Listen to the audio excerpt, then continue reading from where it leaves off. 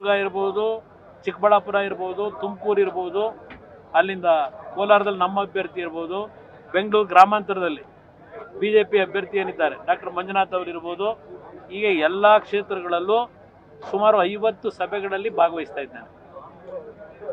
ನಮ್ಮ ಅಭ್ಯರ್ಥಿಗಳು, ಎರಡೂ ಪಕ್ಷದ ಅಭ್ಯರ್ಥಿಗಳು ಚುನಾವಣೆಯಲ್ಲಿ ಮೊದಲನೇ ಹಂತದಲ್ಲಿ ಇರ್ತಕ್ಕಂಥ 14 ಕ್ಷೇತ್ರದಲ್ಲೂ ಗೆಲ್ಲಬೇಕು.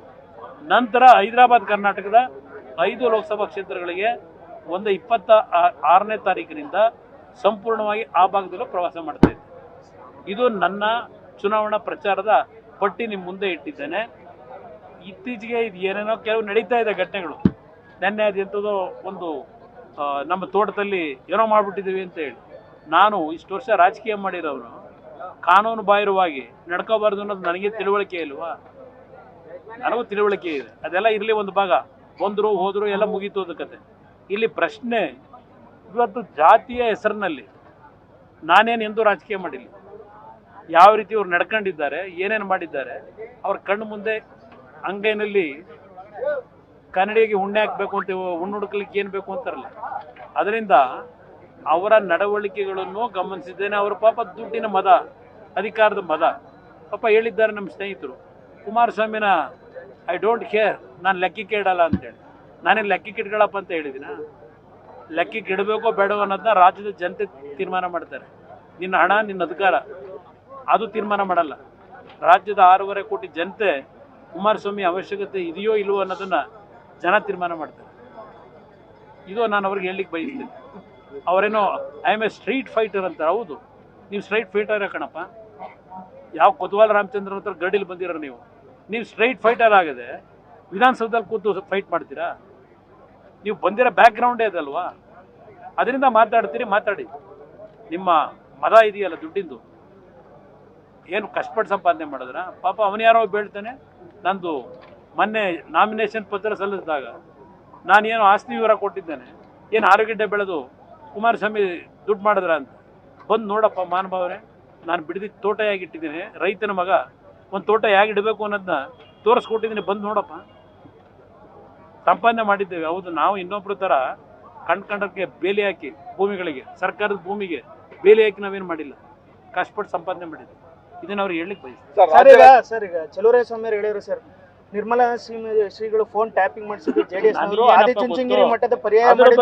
ಅದರ ಬಗ್ಗೆನೂ ತನಿಖೆ ಮಾಡಲಿಲ್ಲ. ತನಿಖೆ ಎಲ್ಲಿಗೆ ಬಂದಿತ್ತು? ಈಗ ನನಗೆ ಸಂಬಂಧ ಇಲ್ಲದೆ ಇರೋದು, ನಾನು ಇನ್ನೊಬ್ಬರ ಟೆಲಿಫೋನ್ ಟ್ಯಾಪಿಂಗ್ ಮಾಡ್ತಕ್ಕಂಥ ಅವಶ್ಯಕತೆ ನನಗೇನಿತ್ತು? ನನಗೆ ಆ ಥರ ಇದ್ದಿದ್ರೆ, ಟೆಲಿಫೋನ್ ಟ್ಯಾಪಿಂಗ್ ಮಾಡ್ಕೊಂಡಿದ್ದಿದ್ರೆ ನಾನು ಸರ್ಕಾರ ಹೋಗಕ್ಕೆ ಬಿಡ್ತಿದ್ದ? ನಾನು ಸರ್ಕಾರ ಹೋಗೋದು ಅವತ್ತು? ಅದರಿಂದ ಇಲ್ಲಿ ರಾಜಕಾರಣದಲ್ಲಿ ಹಲವಾರು ರೀತಿಯಲ್ಲಿ ಅಪಪ್ರಚಾರಗಳು ಮಾಡ್ತಕ್ಕಂಥದ್ದು, ಅದರ ಮುಖಾಂತರ ಯಶಸ್ಸು ಕಾಣ್ತೀವಿ ಅಂತ ಕೆಲವರು ತಿಳ್ಕೊಂಡಿದ್ದಾರೆ. ಅದ್ರಲ್ಲಿ ಯಾವುದೂ ಯಶಸ್ಸು ದೊರಕಲ್ಲ. ಸಾಕಷ್ಟು ಬದಲಾವಣೆ ಆಗುತ್ತೆ ಅಂತ ಇದ್ರಿ ಸರ್ ನೀವು? ಕಾದ್ ನೋಡಿ ಏನೇನಾಗುತ್ತೆ. ಏನ್ ಬದಲಾವಣೆ ಸರ್? ಸಾಕಷ್ಟು ಬದಲಾವಣೆ. ರಾಜಕೀಯ ಅಂದಮೇಲೆ ಬದಲಾವಣೆಗಳು ಆಗಲೇಬೇಕಲ್ವಾ? ಇದು ನಿಂತ ನೀರಲ್ಲ, ರಾಜಕಾರಣ ಹರಿತಾ ಇರ್ತದೆ. ಯಾವ ಟೈಮ್ಗೆ ಎಲ್ಲೇನಾಗುತ್ತೆ ಅನ್ನೋದು ನಮಗೂ ಗೊತ್ತಿಲ್ಲ, ಅವ್ರಿಗೂ ಗೊತ್ತಿಲ್ಲ. ನೋಡೋಣ, ಕಾದ್ ನೋಡೋಣ. ಇನ್ನು 1 ವರ್ಷದಲ್ಲಿ ಏನೇನು ಡೆವಲಪ್ಮೆಂಟ್ ಆಗ್ಬೋದು ಅಂತ. ಡಿ ಕೆ ಶಿವಕುಮಾರ್ ಮಾತಾಡಿದ್ದಾರೆ, ಜೆಡಿಎಸ್ ಎಲ್ಲಿದೆ, ಜೆಡಿಎಸ್ ಗೆ ಮುಕ್ತಿ ಕೊಟ್ಟಾಗಿದೆ, ಅವ್ರು ವಿಸರ್ಜನೆ ಮಾಡ ಅಂತ. ಅಲ್ವೇ, ಜೆಡಿಎಸ್ ಎಲ್ಲಿದೆ ಅಂತ ಇವತ್ತು ಆ ದುರಾಂಕಾರದ ಮಾತಿದೆಯಲ್ಲ, ನಿಮ್ಮ ಸವಾಸ ಮಾಡಿದ್ದಕ್ಕೆ ಅಪ್ಪ ನಾವು ಈ ಪರಿಸ್ಥಿತಿ ಬಂದಿರೋದು. 2018ರಲ್ಲಿ ನನಗೇನೋ ಕೊಟ್ಬಿಟ್ರಂತಲ್ಲ ನೀವು ಹೇಳ್ತಿರಲ್ಲಪ್ಪ ಶಿವಕುಮಾರ್. 5 ವರ್ಷ ನೀವು ಆಡಳಿತ ನಡೆಸಿ ಅಂತ ಅಧಿಕಾರ ಕೊಟ್ಟು ಪದೇ ಪದೇ ಹೇಳ್ತಿರಲ್ಲ. ಅದೇ ತಾನೇ ಕೊಟ್ಟಿದ್ದು. 5 ವರ್ಷ ಕೊಟ್ಬಿಟ್ಟು ಇಲ್ಲಿ JDSನ ಮುಗಿಸೋದು ಹೆಂಗೆ ಅಂತ ಹೇಳಿ ಬುಡ ಸಮೇತ ತೆಗಿಲಿಕ್ಕೆ ಹೋದ್ರಲ್ಲ, ಅದನ್ನು ಮತ್ತೆ ಮರುಜೀವ ಕೊಡಲಿಕ್ಕೆ ಈಗ ಹೊಸದಾಗಿ ಮರುಜೀವ ತರಲಿಕ್ಕೆ ಪ್ರಯತ್ನ ಪಡ್ತಾ ಇದ್ದಾರೆ.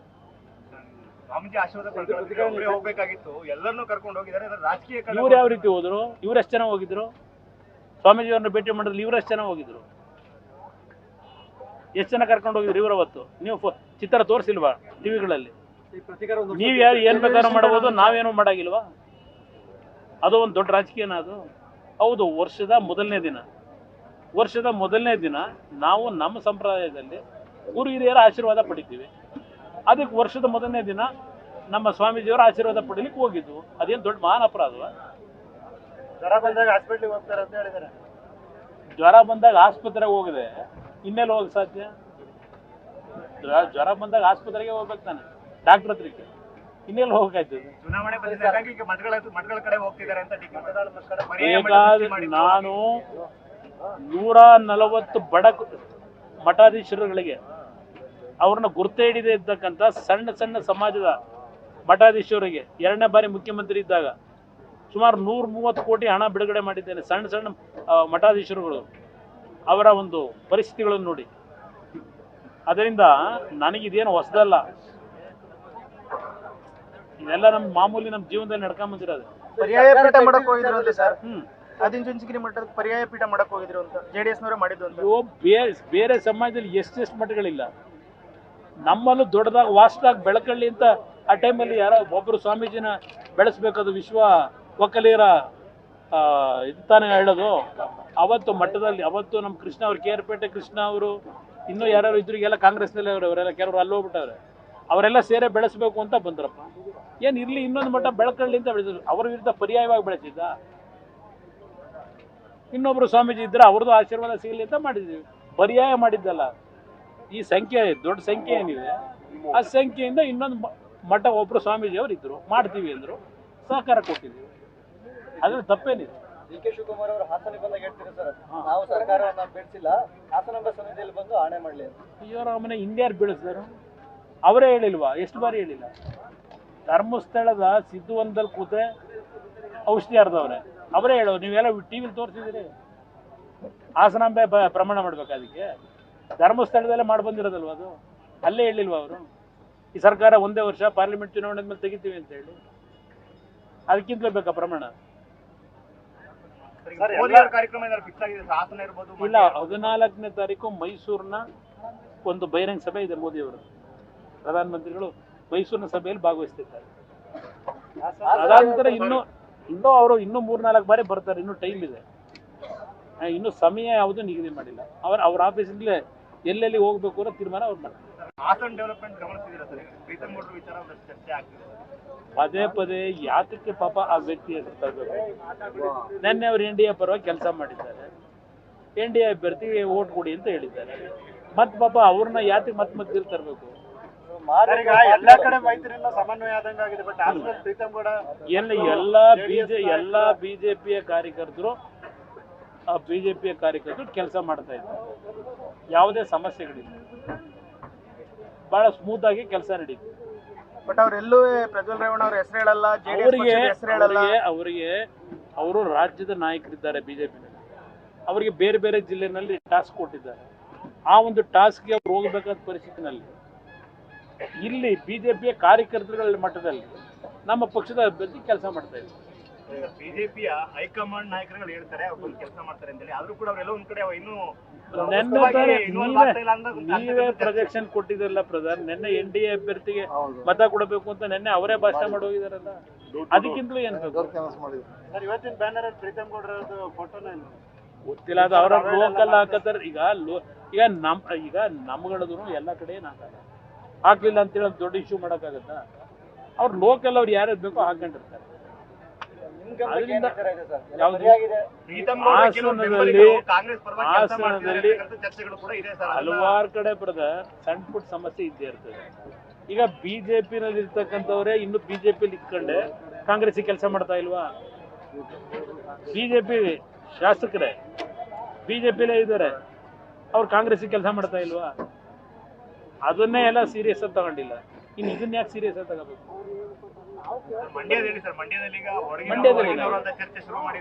ಯಾರು ಒಳಗೋ ಹೊರಗೆ ಎಲ್ಲಿ ಬರುತ್ತೆ? ರಾಹುಲ್ ಗಾಂಧಿ ಹುಟ್ಟಿರೋದೆಲ್ಲಿ? ಸೋನಿಯಾ ಗಾಂಧಿ ಹುಟ್ಟಿದ್ದೆಲ್ಲಿ? ಬಳ್ಳಾರಿ ಕರ್ಕೊಂಬಂದು ನಿಲ್ಸಿದ್ರಲ್ಲ, ಅವತ್ತು ಅವ್ರು ವಿದೇಶದವರು ಅಂತ ಅನ್ನಿಸ್ತಿಲ್ವಾ ಸೋನಿಯಾ ಗಾಂಧಿ ಬಗ್ಗೆ? ನಾನಾದ್ರೂ ಕನ್ನಡಿಗ, ಈ ರಾಜ್ಯದ ಮಣ್ಣಲ್ಲಿ ಹುಟ್ಟಿದವನು. ಇಂದಿರಾ ಗಾಂಧಿ ಚಿಕ್ಕಮಗಳೂರು ಕರ್ಕೊಂಬಂದಿದ್ರಲ್ಲ, ಅಲ್ಲೇ ಕರ್ಕೊಂಬಂದಿರಾಗ? ರಾಹುಲ್ ಗಾಂಧಿ ವೈನಾಡಿಗೆ ಯಾಕೆ ಹೋಗೋರು ಈಗ ಅಲ್ಲಿ ಉತ್ತರ ಪ್ರದೇಶ ಬಿಟ್ಟು? ಒಬ್ಬ ಪ್ರಧಾನಮಂತ್ರಿ 3 ಜನ ಆದವರು ಆ ಕುಟುಂಬದಲ್ಲಿ, ಆ ರಾಜ್ಯದ ಜನ ಮೂರು ಜನಕ್ಕೆ ಪ್ರಧಾನಮಂತ್ರಿ ಮಾಡಿದ್ರು. ಅಂತ ರಾಜ್ಯನೇ ಬಿಟ್ಟು ಇಲ್ಲೆಲ್ಲ ಬಂದು ವೈನಾಡಿಗೆ ಯಾಕೆ ಬಂದ್ರು? ಅಲ್ಲಿ ಹೆಗಣ ಸತ್ವಿದ್ದೈತಲ್ಲಿ, ಇಲ್ಲಿ ಯಾವ್ದು ನೊಣ ಹುಡ್ಕಕ್ ಬಂದಿದ್ದೀರಾ? ನಮ್ಮ ರಾಜಕೀಯದಲ್ಲಿ DK ಶಿವಕುಮಾರ್ ಅವರು ಏನ್ 4 ಸ್ಥಾನ ಇದೆ, JDS 4 ಕ್ಷೇತ್ರ ಸ್ಪರ್ಧೆ ಮಾಡ್ತಾರೆ, ಅಂತ ಭವಿಷ್ಯ ನೋಡ್ಬಿಟ್ಟೆ ಸರ್. ಅವ್ರು ಭವಿಷ್ಯ ನುಡಿದ್ರಲ್ಲಿ ಎಕ್ಸ್ಪರ್ಟ್ ಅಲ್ವಾ, ಅವ್ರು ಜ್ಯೋತಿಷಿದ್ದಾರೆ ಅಲ್ವಾ. ಅವ್ರ ಬ್ಯಾಗ್ ತೆಗೆದುಬಿಟ್ರೆ ಒಂದು 50 ಜನದ ಇವಂಥವು ಅಸ್ಟ್ರಾಲಜಿ ಇಟ್ಕೊಂಡ್ಬಿಟ್ಟಿರ್ತಾರೆ ಬುಕ್ಗಳು ಅವರ ಭವಿಷ್ಯದ್ದೆಲ್ಲ. ಅದರಿಂದ ಬಹುಶಃ ಭಾಳ ರಿಸರ್ಚ್ ಮಾಡಿರ್ಬೋದು. ರಿಸರ್ಚ್ ಮೇಲೆ ಹೇಳೋರೆ. ನಾವು ಒಂದು ರೀತಿ ರಿಸರ್ಚ್ ಮಾಡಿದ್ದೀವಿ ಜ್ಯೋತಿಷದಲ್ಲ, ರಾಜಕಾರಣದಲ್ಲಿ. ಆ ರಾಜಕಾರಣದ ರಿಸರ್ಚ್ನ ಈ ಚುನಾವಣೆಯಲ್ಲಿ ಕಾಂಗ್ರೆಸ್ನ ಸಂಪೂರ್ಣವಾಗಿ ಈ ರಾಜ್ಯದಲ್ಲಿ ಜನ ತೆಗಿಯೋದಕ್ಕೆ ಏನು ಮಾಡಬೇಕು ಅನ್ನೋದಕ್ಕೆ ಅದಕ್ಕೂ ಒಂದು ರಿಸರ್ಚ್ ಮಾಡಿ ನಾವು ನಮ್ಮ ಕೆಲಸ ಮಾಡ್ತೀವಿ. ಸರ್, ಈಗ MP ಚುನಾವಣೆ ನಂತರದಲ್ಲಿ ಬೇರೆ ರೀತಿ ರಾಜಕೀಯ ಧ್ರುವೀಕರಣ ಆಗುತ್ತೆ, ಹೊಸ ಬೆಳವಣಿಗೆ ಆಗುತ್ತೆ ಅನ್ನೋದು ನಿಮ್ಮ ಮಾತಿನ